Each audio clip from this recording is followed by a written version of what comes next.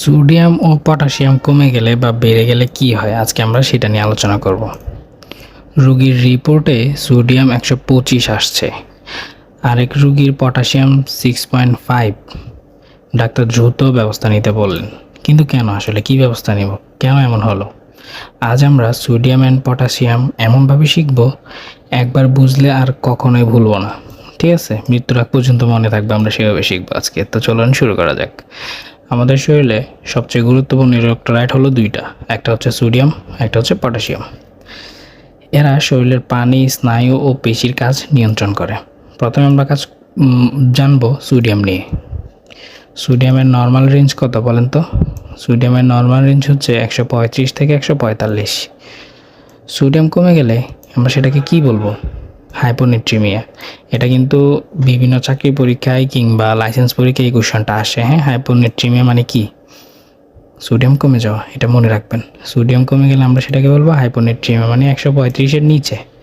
135-এর নিচে যদি সোডিয়াম কমে যায়, তখন যে লক্ষণগুলো দেখা দিবে সেগুলো হচ্ছে দুর্বলতা, মাথা ঘোরা, বমি বমি ভাব, কনফিউশন। সিভিয়ার যদি হয় দেন খিঁচুনি হতে পারে, কোমাও হতে পারে পেশেন্টের। সহজ ট্রিক্স: সোডিয়াম কম মানে কি?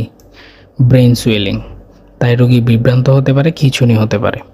সোডিয়াম বেড়ে গেলে আমরা সেটাকে কি বলবো? হাইপারনেট্রিমিয়া। আরেকটা কোশ্চেন আমরা পেয়ে গেছি, হাইপারনেট্রিমিয়া মানে কি? সোডিয়াম বেড়ে যাওয়া। যদি 145-এর উপরে সোডিয়াম হয়ে যায়, তখন আমরা কি লক্ষণগুলো দেখতে পারো পেশেন্টের? প্রচণ্ড তৃষ্ণা, পেশেন্ট থ্রাস্টি থাকবে, ড্রাই মাউথ, মুখ শুকাবে, ইরিটেবিলিটি, দেন হচ্ছে রেস্টলেসনেস। সিভিয়ার হলে পেশেন্টের খিঁচুনি হতে পারে। সহজ ঠিক, সোডিয়াম বেশি মানে শরীর শুকিয়ে যাওয়া। সোডিয়াম যত বেশি, শরীর তত শুকিয়ে যেতে পারে, সেই জিনিসটা আপনি মনে রাখবেন মাথায়। দেন আমরা আসবো পটাশিয়ামে। পটাশিয়ামের নর্মাল রেঞ্জ কথা বলুন তো? 3.5 থেকে 5।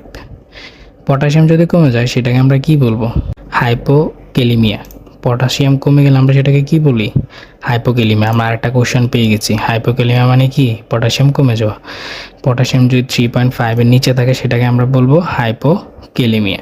লক্ষণগুলো হচ্ছে muscle weakness, leg cramps, fatigue, constipation, cardiac arrhythmia মানে ইরেগুলার হার্ট রেট। ইসিজিতে যদি আমরা লক্ষ্য করি, ইসিজিতে যে 4টা ওয়েভ আছে না, P Q R S T, সেটাতে টি ওয়েভটা আমরা ফ্ল্যাটেড পাবো, মানে এত টল পাবো না, একটু নিচের দিকে ফ্ল্যাট ফ্ল্যাট টাইপের পাবো আমরা। ইসিজি দেখেও আসলে ইলেকট্রোলাইট বোঝা যায়। ঠিক আছে, সহজ ট্রিক হচ্ছে লো পটাশিয়াম মানে মাসেল উইকনেস, রোগীর হাত পা দুর্বল হয়ে যেতে পারে। দেন পটাশিয়াম যদি বেড়ে যায় সেটাকে আমরা কি বলবো? হাইপারক্যালিমিয়া। হাইপারক্যালিমিয়া মানে কি? পটাশিয়াম বেড়ে যাওয়া 5 পয়েন্টের উপরে। সেক্ষেত্রে কি হতে পারে? মাসল উইকনেস, তারপর হচ্ছে এরিথমিয়াও হতে পারে, কার্ডিয়াক অ্যারেস্টও হতে পারে রোগীর। এটা একটা ইম্পর্টেন্ট জিনিস, পেশেন্ট পটাশিয়াম বেড়ে গেলে কার্ডিয়াক অ্যারেস্ট হতে পারে। ইসিজিতে আমরা যে টি ওয়েভ, হাইপোক্যালিমিয়াতে আমরা যেটা দেখছি ফ্ল্যাটের টি, সেখানে পেশেন্টের যদি পটাশিয়াম বেড়ে যায় আমরা টি পাবো টল।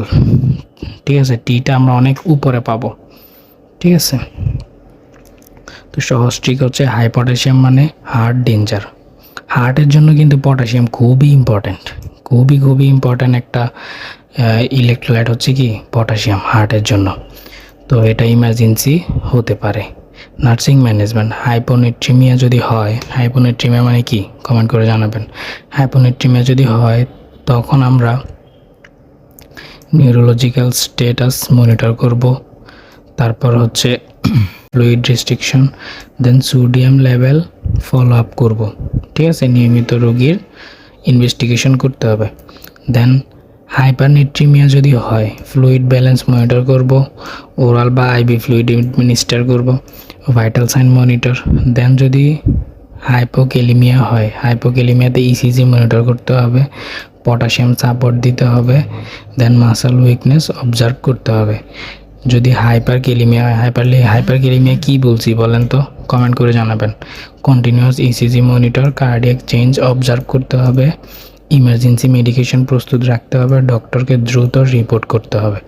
যদি আমি শর্টকাট বলি, সোডিয়াম হচ্ছে ব্রেনের সাথে রিলেটেড।